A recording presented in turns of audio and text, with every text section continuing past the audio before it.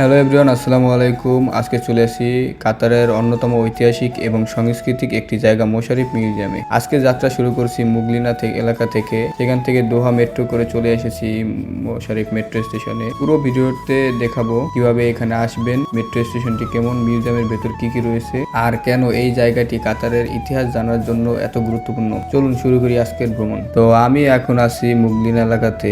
আমার সামনেই metro station এবং টয়োটা বিল্ডিং দেখতে পাচ্ছেন। যারা মুগলিনার আশেপাশে আছেন তারা মুগলিনা মেট্রো স্টেশন করে সোজা ডিরেক্ট চলে যাবেন মোশারিফ মেট্রো স্টেশনে। এটা মূলত মুগলিনা না, আমরা অনেকেই বলি মুগলিনা, কিন্তু এটা আরেকটা নাম হচ্ছে উমগুলিনা। তো সহজেই বলতে পারি আমরা মুগলিনা। তো আমাদের মুগলিনা এলাকা দিয়ে যারা চলাচল করেন তাদের কাছে এই ভবনটি পরিচিত ল্যান্ডমার্ক। অনেকেই দিক নির্দেশনা দেওয়ার সময় বলেন টয়োটা বিল্ডিং এর কাছে বা টয়োটা সিগন্যালের পাশে। আপনি যদি কাতারে নতুন হয়ে থাকেন তাহলে এই বিল্ডিং দেখে সহজেই বুঝতে পারবেন যে মুগলিনা এলাকার খুব কাছাকাছি আছেন। এখান থেকে আপনারা খুব সহজেই মোশারিফ মেট্রো স্টেশনে, সোয়াক ওয়াকিফ ন্যাশনাল মিউজিয়াম এবং হামাদ ইন্টারন্যাশনাল এয়ারপোর্টের দিকেও যেতে পারবেন। কোনো সমস্যা ছাড়াই খুব সহজে যাতায়াত করা যায়। কাতারের মেট্রো স্টেশনের ডেকোরেশন খুবই সুন্দর এবং ইউনিক।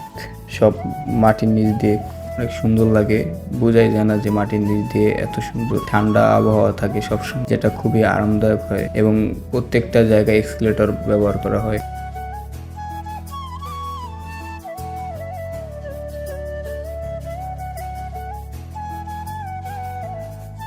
তো দেখতে দেখতেই চলে আসলাম মোশারিফ মেট্রো স্টেশনে। এটি শুধু একটি সাধারণ মেট্রো স্টেশন নয়, বরং কাতারের সবচেয়ে গুরুত্বপূর্ণ মেট্রো স্টেশনগুলোর একটি। কারণ এখানেই রেড লাইন, গ্রিন লাইন এবং গোল্ড লাইন, এই তিনটি মেট্রো লাইন একসাথে মিলিত হয়। স্টেশন থেকে বের হলেই চারপাশে দেখতে পারবেন আধুনিক ভবন, সুন্দর রাস্তা, গাছ এবং পরিষ্কার পরিবেশ। এখানকার পুরো এলাকা মোশারিফ ডাউনটাউন দোহা, যা কাতারের অন্যতম স্মার্ট এবং টেকসই উন্নয়ন প্রকল্প হিসেবে পরিচিত। এই এলাকায় রয়েছে office, hotel, restaurant, coffee shop, ঐতিহাসিক মিউজিয়াম আর আধুনিক ঐতিহ্যের অসাধারণ সমন্বয় দেখতে পারবেন। এখন আপনারা যে সুন্দর ট্রামটি দেখছেন, এটি হলো মোশারিফ ট্রাম। এটি কাতারের মোশারিফ ডাউনটাউন এলাকার ভেতরে চলাচল করে। ট্রামটি আধুনিক, পরিবেশ বান্ধব এবং পুরো ডাউনটাউন এলাকা ঘুরে দেখার একটি দারুণ উপায়। দেখতে দেখতে আমরা চলে এসেছি মোশারিফ মিউজিয়ামে। প্রথমেই একটি ভালো খবর জানিয়ে দেই, এই মিউজিয়াম ঘোরার জন্য আপনাদের 1 টাকাও লাগবে না, সম্পূর্ণ ফ্রি। আপনি যদি কাতারের ইতিহাস, সংস্কৃতি, মানুষের জীবনধারা এবং দেশের পরিবর্তনের গল্প জানতে চান তাহলে এই জায়গাটি অবশ্যই আপনার ভ্রমণ তালিকায় রাখা উচিত। অনেকেই ভাবেন এটি একটি বড় ভবনের মিউজিয়াম, কিন্তু আসলে মোশারিফ মিউজিয়াম তৈরি হয়েছে 4টি ঐতিহাসিক বাড়ি নিয়ে। প্রতিটি বাড়ির নিজস্ব ইতিহাস রয়েছে এবং প্রতিটির বিষয়বস্তু আলাদা। আজ আমরা একে একে 4টি বাড়ি ঘুরে দেখব। মিউজিয়ামের প্রথম অংশ মোহাম্মদ বিন জাসিম হাউস। এটি মিউজিয়ামের প্রথম বাড়ি। এটা হলো কোম্পানি হাউসের ভেতরের অংশ। এর ইতিহাস জড়িয়ে আছে কাতারের তেল শিল্পের শুরুর সময়ের সঙ্গে। তেল আবিষ্কারের আগে কাতারের মানুষের জীবন ছিল অনেকটাই ভিন্ন। প্যারল ড্রাইভিং, ফিশিং আর ছোটখাটো ব্যবসায় ছিল মানুষের জীবিকার অন্যতম মাধ্যম। পরবর্তীতে তেল আবিষ্কার কাতার অর্থনীতি ও মানুষের জীবনযাত্রায় বিশাল পরিবর্তন নিয়ে আসে। আর সেই পরিবর্তনের গল্পই এখানে বিভিন্ন ছবি, নথি এবং ঐতিহাসিক নিদর্শনের মাধ্যমে তুলে ধরা হয়েছে। এই জায়গায় হাঁটতে হাঁটতে মনে হয় আমরা যেন কয়েক দশক পেছনে ফিরে গেছি, যে সময় কাতারের আজকের মতো আধুনিক শহর ছিল না।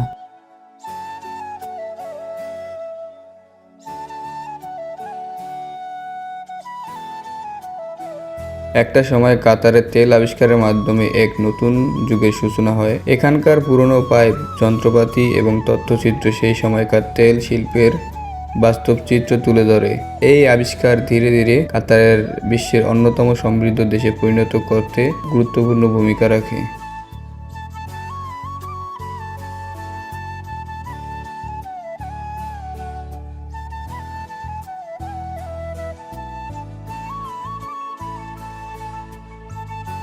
ন্যাশনাল মিউজিয়ামের চতুর্থ অংশ রেদওয়ানি হাউস। এটি একটি ঐতিহ্যবাহী কাতারি বাড়ি।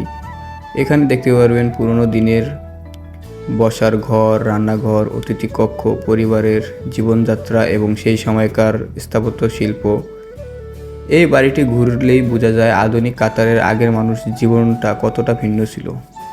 সবচেয়ে ভালো বিষয় হলো পুরো মিউজিয়াম জুড়ে রয়েছে আধুনিক প্রযুক্তির ব্যবহার। অনেক জায়গায় টাচ স্ক্রিন, ভিডিও প্রেজেন্টেশন এবং অডিও গাইড রয়েছে, যা দর্শনার্থীদের অভিজ্ঞতাকে আরও আকর্ষণীয় করে তোলে। আপনি যদি পরিবার নিয়ে ঘুরতে আসেন কিংবা ইতিহাস এবং সংস্কৃতি জানতে আগ্রহী হন, তাহলে মোশাররফ মিউজিয়াম অবশ্যই আপনার ভালো লাগবে। এখন আমরা দেখতে পাচ্ছি পুরনো কাতারি পরিবারের দৈনন্দিন জীবনে ব্যবহৃত কিছু আসল গৃহস্থালী জিনিসপত্র। এই পেছনি দিয়ে মশলা ও শস্য গুঁড়ো করা হতো, আর বাঁশ বা খেজুর পাতার তৈরি ঝুড়িতে খাবার ও বিভিন্ন জিনিস সংরক্ষণ করা হতো। ছোট ছোট এইসব জিনিসই আমাদের জানিয়ে দেয় আধুনিক প্রযুক্তির আগের মানুষের জীবনটা কত সহজ সরল ছিল। সীমিত সুযোগ সুবিধার মধ্যেও তারা নিজেদের ঐতিহ্য, সংস্কৃতি এবং পারিবারিক জীবন সুন্দরভাবে ধরে রেখেছিলেন। তাই এই মিউজিয়াম শুধু পুরনো জিনিসের প্রদর্শনী নয়, এটি কাতারের অতীতের জীবনধারা একটি জীবন্ত দলিল।